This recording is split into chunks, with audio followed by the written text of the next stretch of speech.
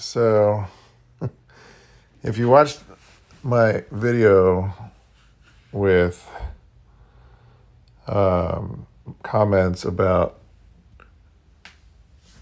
my interaction with CashApp support from Christoph, oh boy, I said I wasn't picking on Bitcoin and on Cash App, but I guess maybe I am now because now I've gotten Becky storming in here as though she's going to help. And what I was saying before is my original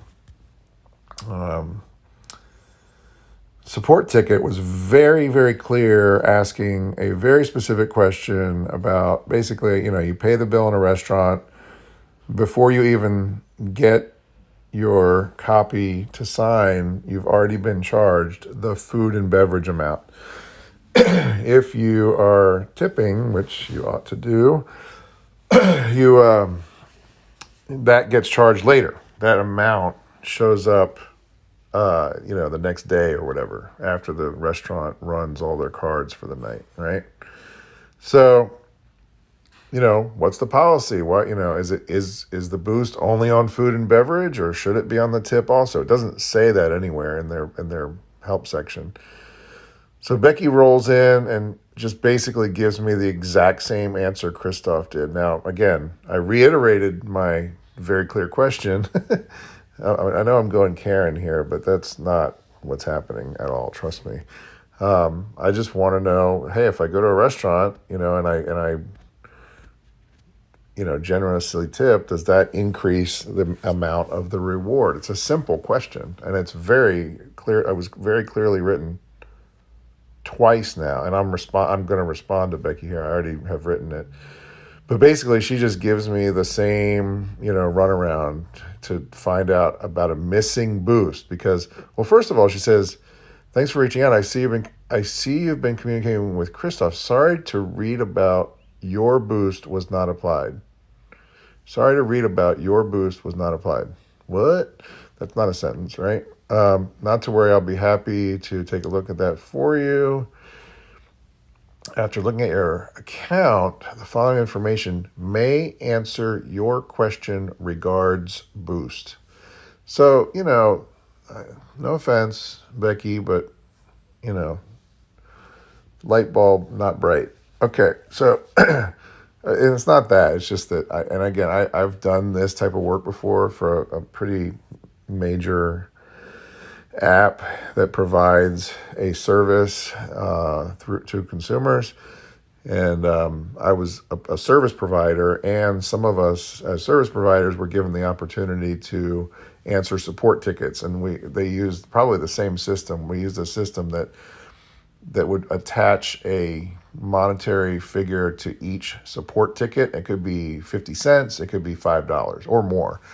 So as in that role, it behooves you to have, like, for instance, this answer is probably pre-written, and then she just writes a little bit in the beginning to, say, like the "hi Sean" part, and then, the context of whatever she's writing back about. That first paragraph with the "sorry to read about your boost was not applied." She's just pasting stuff into a sentence there. And then, again, the second one, after looking at your account, the following information may answer your question regards boost. That's a cut and paste situation for sure. So I get it. And you're in a hurry because, everyone, I made $2,000 a month doing this in the wee hours, from my car usually, because you just save everything in your phone and answer the tickets through that system. It was really cool. I wish I still had that role. It's nice money. Nice money to do, on like while you're not doing anything else.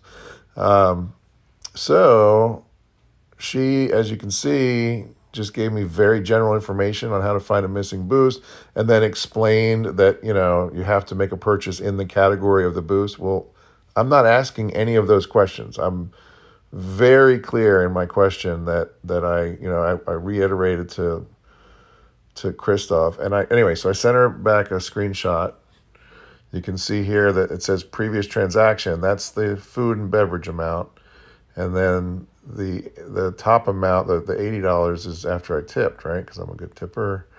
So I wrote back and I'm like, hey, once again, there's no missing boost here. The boost was calculated on the pre-tip amount, previous transaction. Later, the merchant charged me the total amount with tip, which is the amount in the screenshot, since that's generally how they do stuff.